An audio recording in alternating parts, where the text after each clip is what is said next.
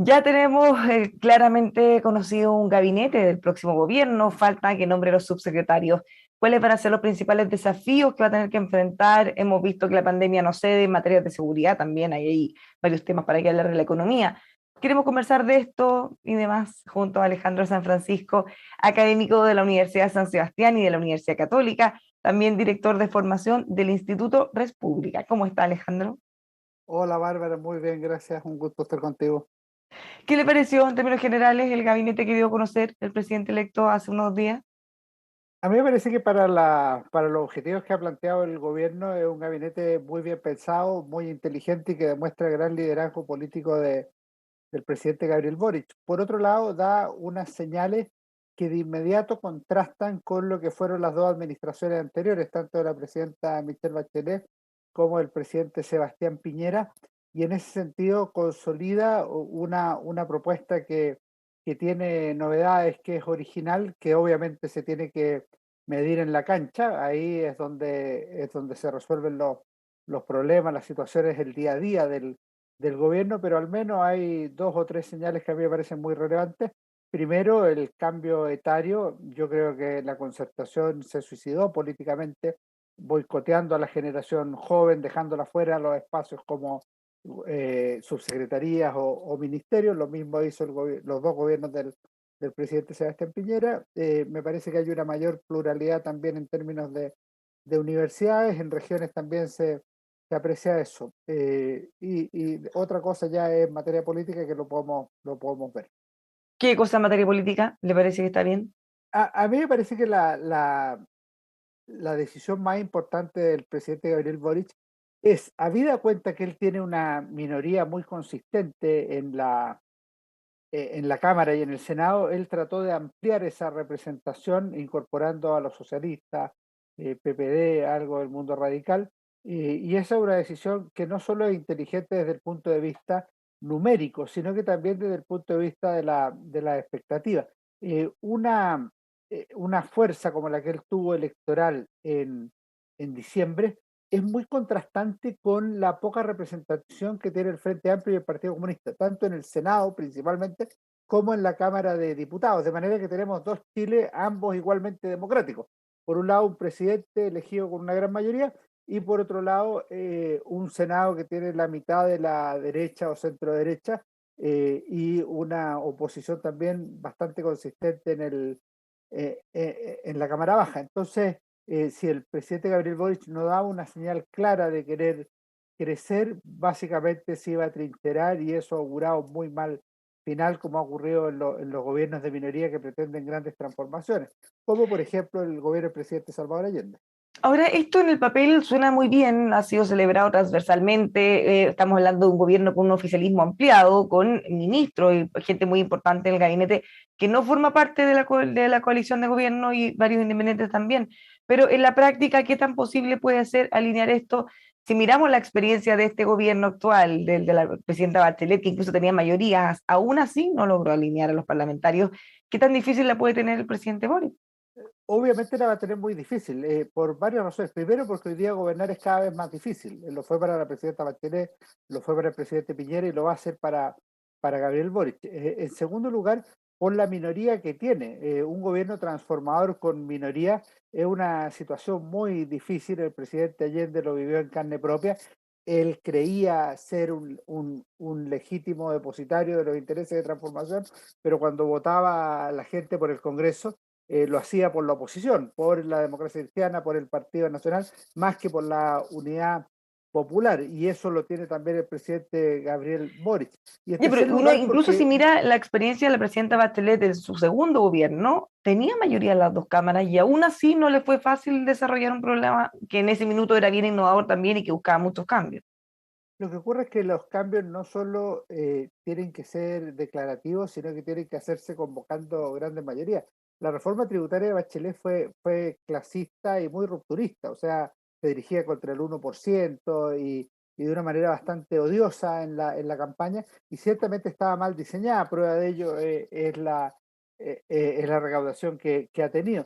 En la reforma, en temas relevantes como el lucro, el copago y la selección, si bien hay un interés por mejorar la educación estatal, si tú lo miras a 6, 7 años plazo, la educación estatal prácticamente no mejora y lo único que se logró fue efectivamente eliminar el copago y terminar con algunas cosas que existían, pero en términos de calidad no ha mejorado y en términos incluso de movimiento de personas ha aumentado la educación particular pagada y la subvencionada. Entonces, las reformas no solo tienen que declararse, sino que tienen que diseñarse de una manera inteligente, adecuada y que sean convincentes para los que van a votar. Si yo digo vamos a dar educación gratuita y de calidad, bueno, es muy fácil definir lo que es gratuita, lo que no se paga. Definir la calidad, en cambio, es mucho más complejo, más difícil y es poco creíble que se declare con tanta facilidad. Claro, y si uno mira ahora los resultados, por ejemplo, la prueba de transición, el liceo emblemático que estábamos acostumbrados a ver en los mejores puntajes ya no lo están. Entonces, algunos Así es, dirán, bueno, ¿era para mejor o para peor la reforma? y más de 95 colegios de los 100 mejores son colegios particulares pagados. Si tú ves los resultados de la selección universitaria que aparecieron hoy precisamente, el 80% de los que estudiaron en colegios particulares quedaron en la universidad, en cambio en los colegios estatales solo el 40% lo hizo. Entonces, eso no mejora por mera declaración. ¿Qué podemos esperar de la elección de los próximos subsecretarios? Porque ya habíamos hablado de la importancia que se dio a hacer un gabinete ampliado, a incorporar miradas, y no solo en temas políticos, sino que también de experiencia, gente que ya ha trabajado en gobierno y tenga experiencia en eso. Pero por supuesto, eso igual generó algunos roces, algunos dolores en la coalición que ganó, que probablemente esperaban una mayor representación. ¿Se va a equilibrar eso ahora con los subsecretarios o no necesariamente? Yo creo que hay un espacio para mostrar una ampliación de la representación a otros partidos de la antigua concertación, pero también hay que ver si es que efectivamente se le va a hacer algún tipo de compensación al Partido Comunista, que probablemente es el más depreciado en el nombramiento del gabinete del presidente electo Gabriel Boric. Hay que ver cómo áreas estratégicas de la administración logran quedar conformadas. Por ejemplo, el Ministerio del Interior y el gabinete, el comité político en general.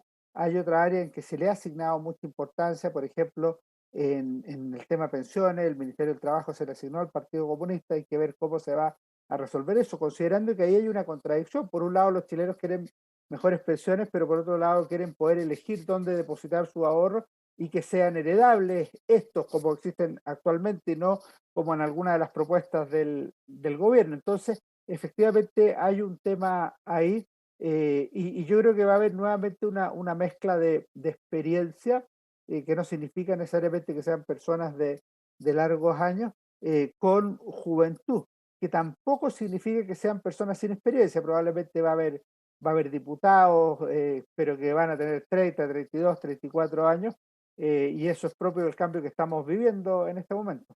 Ya, pero una cosa es el equilibrio político, que eventualmente más personas de apoyo de dignidad, de convergencia social, común, el Partido Comunista, entre otros, puedan asumir más subsecretaría, pero otra también es el equilibrio entre la experiencia, el conocimiento, por ejemplo, en el Ministerio del Interior. Yo creo que ya hay consenso a esta altura que va a ser una de las carteras más complejas por los problemas que estamos viviendo, ¿cierto? Va a tener que enfrentar Isca Siches. Ella, pese a tener eh, muchas habilidades comunicacionales, a tener una experiencia gremial, a tener una alta valoración pública también, quizá uno podría decir que carece o no ha trabajado en algo similar. Es mucha la presión, probablemente se necesita un subsecretario fuerte que tenga pleno conocimiento en materia de seguridad y que la pueda ir ayudando.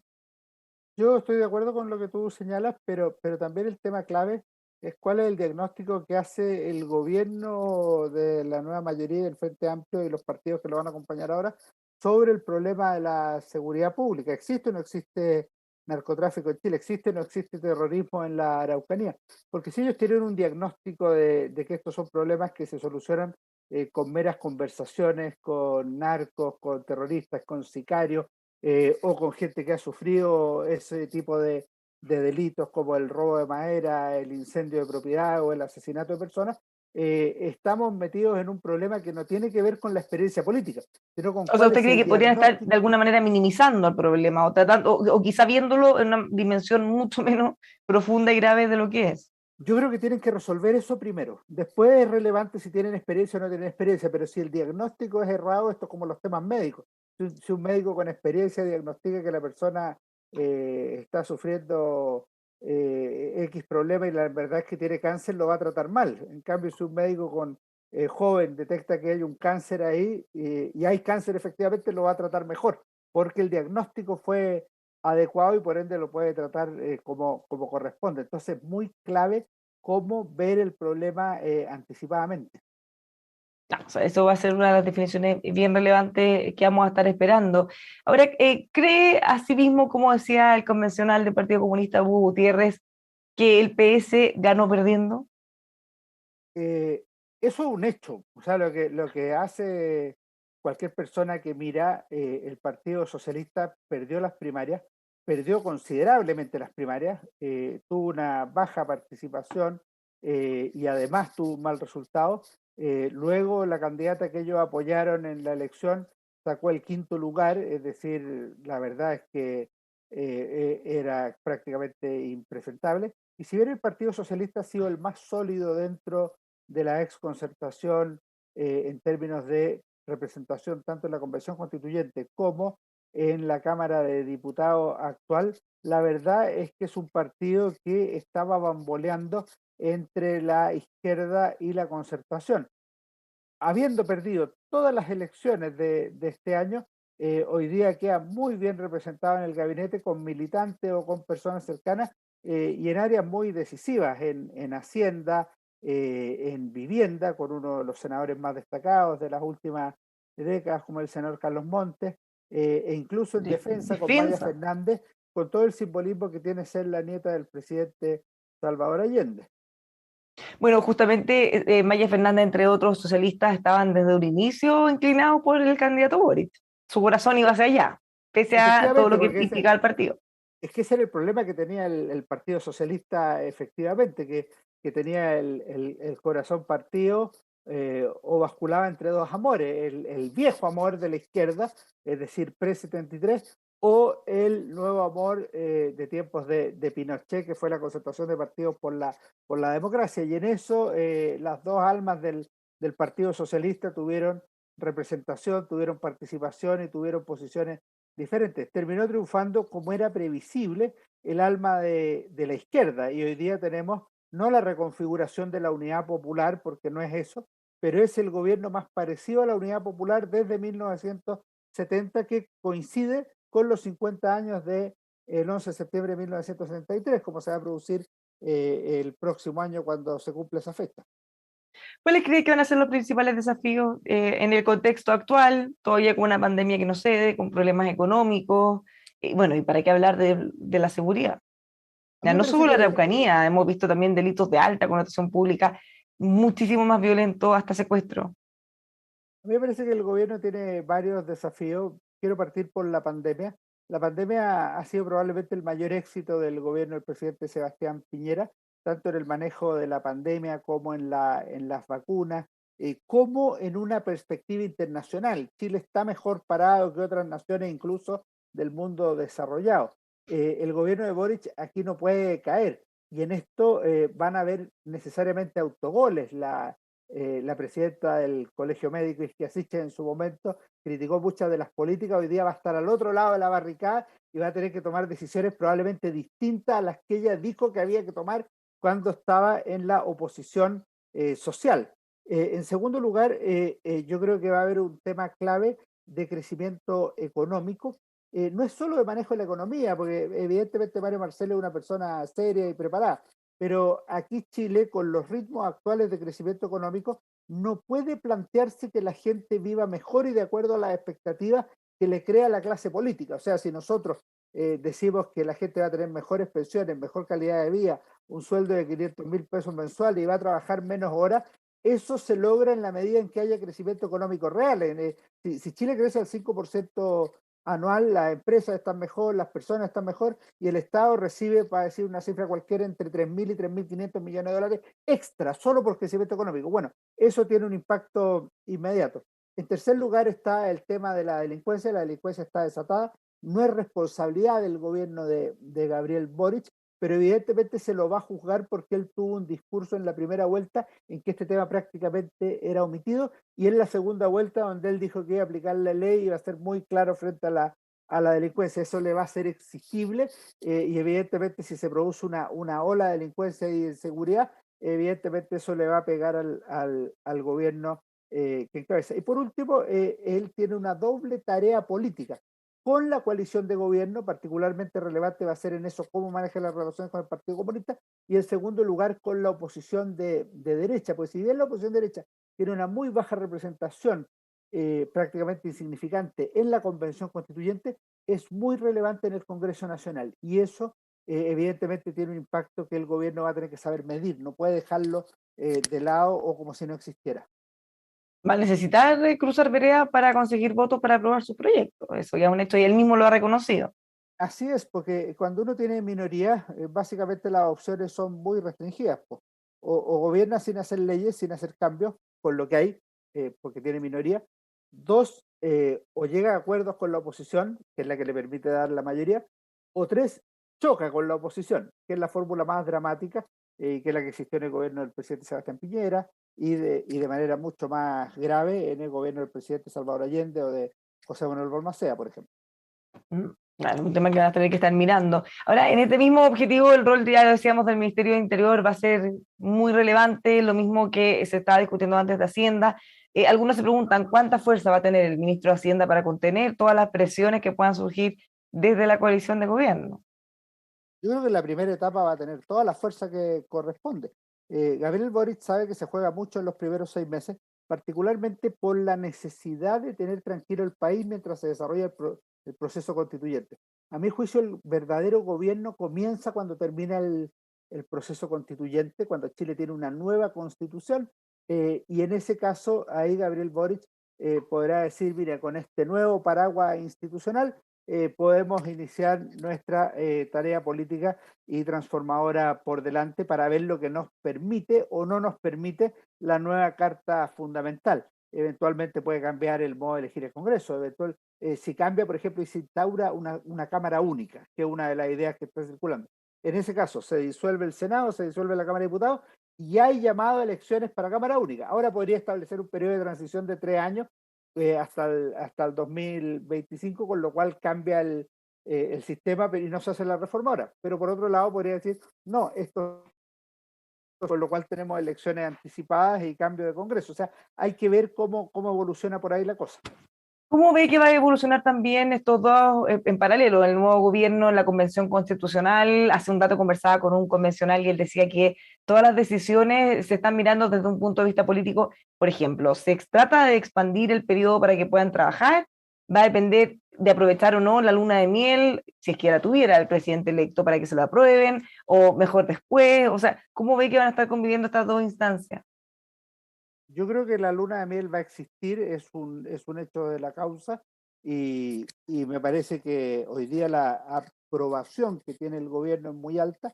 El anuncio del ministerio fue bien recibido por la ciudadanía, incluso por sectores opositores, y los ministros del área política, por ejemplo, han tenido una gran aprobación ciudadana. Entonces yo creo que va a existir una etapa que podríamos llamar de luna de miel relativamente relevante.